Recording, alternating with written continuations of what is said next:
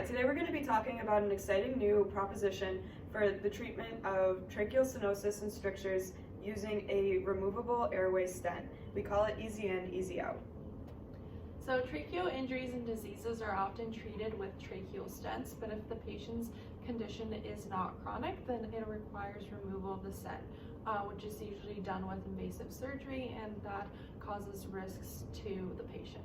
So we're proposing a tracheal stent that is made out of a piezoelectric material, which would allow it to expand or collapse with the application of a voltage, which would allow the stent to be easily removed or inserted and would decrease risk to the patient. So our target audience for this tracheal stent is patients with tracheal injuries or diseases, as well as hospitals, and then our clients would be surgeons and investors. So our approach to this problem is to first perform a comprehensive search on piezoelectric materials.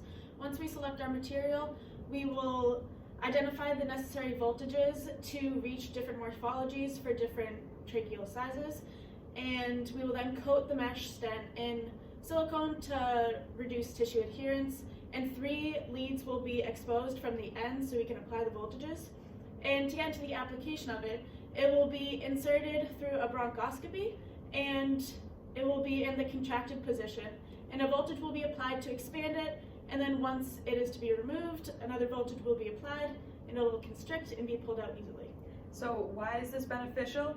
Of the patients that are intubated in their lifetime, up to 21% of them experience tracheal stenosis, and so this proposal of a device gives an exciting new alternative treatment method for this very common alter problem. Sorry. So there are many benefits and a few costs to this procedure. The benefits include that of a hybrid stent. It is the deployability of a metal stent, which is very easy, and it is the tissue interactions of a silicone stent, which is more biocompatible. On top of that, there's no need for a surgery to remove this. That's sort of the biggest benefit here is we'd save money, we'd save time. There are many patients who aren't able to receive general anesthesia, and those patients would still be eligible for a stent if it could be removed without it. The costs are processability and the actual cost of the materials we'd be using. That being said, commonly stents are made of nitinol, which is an expensive shape memory material in itself. There could be possible migration issues along with any other stent. We found some Medicare data that says that current stents cost about $5,000 to deploy, current tracheal stents. And so that's sort of the ballpark of the cost that we would try to make our stent be.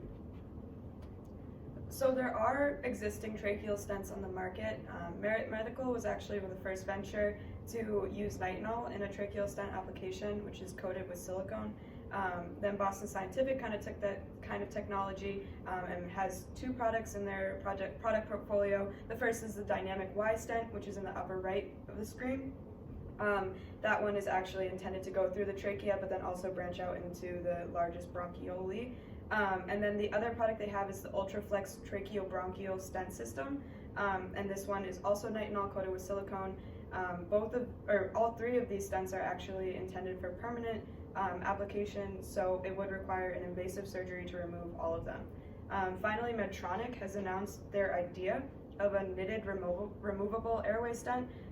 So they announced the concept of being able to remove a stent, but they have not been able to release a product to market since they made this announcement within the last 2 years. So where does our product come in? We could actually be the first cost-competitive removable airway stent, which could have a really large impact on those people who are struggling with tracheal stenosis and need an alternative treatment method.